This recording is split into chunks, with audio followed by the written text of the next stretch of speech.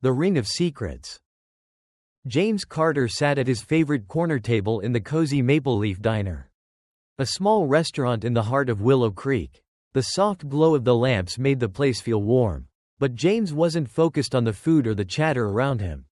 His mind was elsewhere, stuck on something he'd seen earlier that evening. He was a businessman, always sharp and quick to notice details.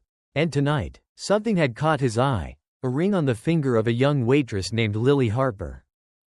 Lily had been serving James and his business partners, carrying plates of food with a polite smile. But it wasn't her smile that grabbed his attention.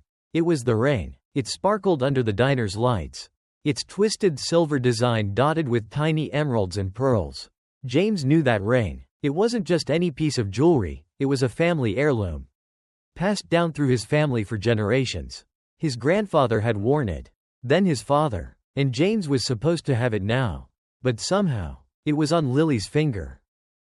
Without thinking, James reached out as Lily passed by, gently grabbing her wrist. "Where did you get that ring?" he asked, his voice quiet but firm. Lily froze, her eyes wide with surprise. "What? Please, let go," she said, trying to pull away. James didn't mean to scare her, but he couldn't let go, not yet. "That ring belongs to my family," he said, staring at it. "How did you get it?" Lily's face turned pale. I don't know what you mean," she stammered. "It's just a ring. Someone gave it to me." James's grip softened, but his mind was racing.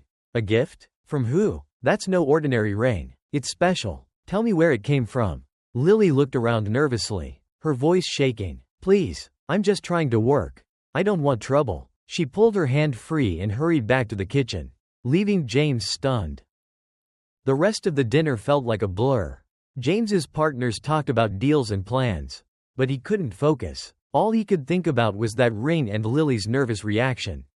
It wasn't a coincidence. That ring meant something, and he needed to know why a stranger was wearing it. After the meal, James found the diner's manager, a kind older man named Tom. "Where's the waitress?" James asked. Tom raised an eyebrow. "Lily? She's in the back." "Why?" "I need to talk to her," James said, his voice urgent.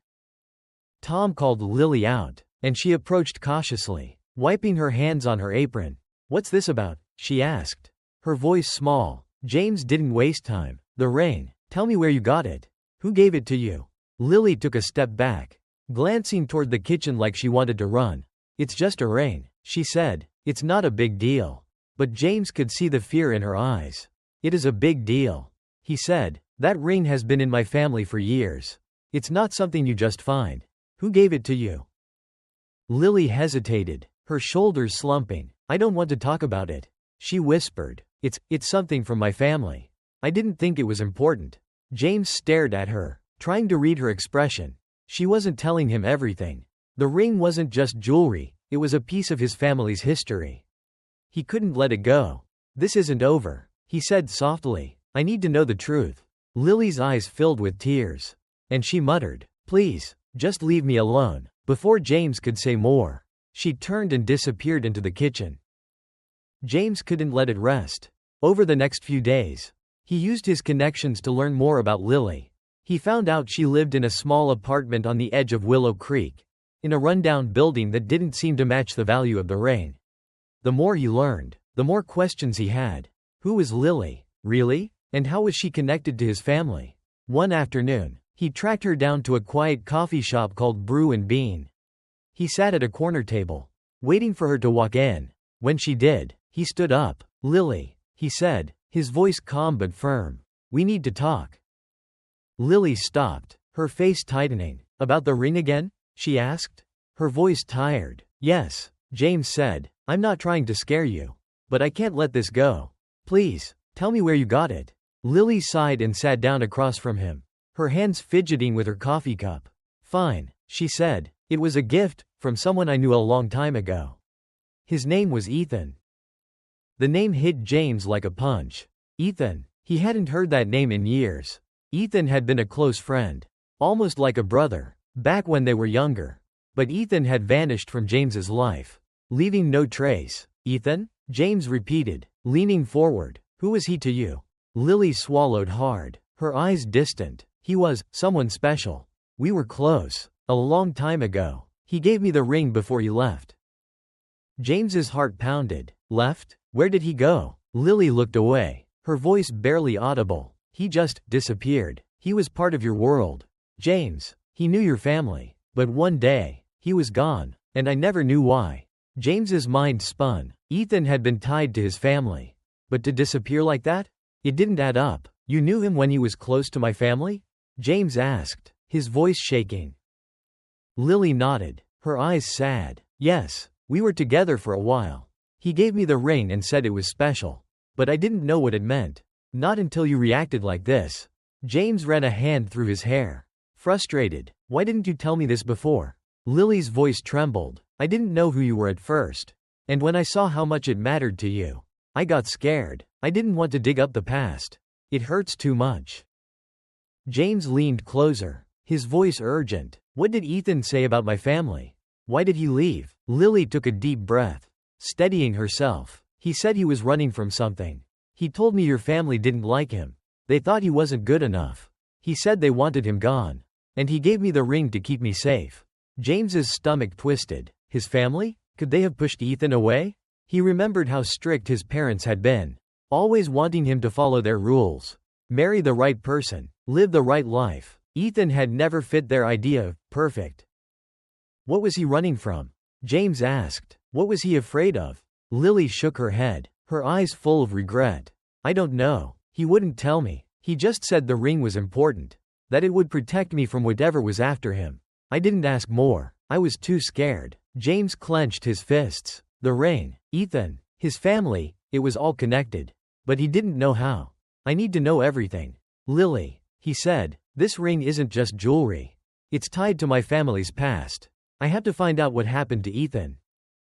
Lily's eyes softened, but she nodded. I'll tell you what I know. But it's not a simple story. There are things about Ethan and your family that no one talks about. Over the next few days, James couldn't stop thinking about the ring and Ethan. He called old friends, searched for any clue about where Ethan had gone. But every lead was a dead end. It was like Ethan had vanished into thin air. One night, as James sat in his office, staring at the ring's design in a photo he'd taken, a thought hit him. What if Ethan hadn't left on his own? What if someone in James's family had forced him to go? The idea sent a chill down his spine. His family had always been private, keeping their secrets locked away. Could they be hiding something this big? Just as he was about to give up, his phone rang. It was Lily. I know where to find him, she said, her voice shaky. I think Ethan's alive. James, I think he's been hiding from your family all this time. James's heart raced. Hiding? Where? What happened? Lily's voice dropped to a whisper.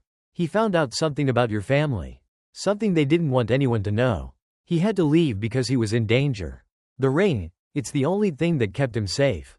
James felt like the ground was slipping beneath him. His family, the people he'd trusted his whole life. Could they really be hiding something so dark? Where is he? Lily? He asked, his voice sharp. Tell me where to go. Lily told him to meet her in a quiet part of Willow Creek, near an old park. When James arrived, she handed him a small envelope, her hands trembling. This is it, she said. This is where he's been hiding. He left this for you.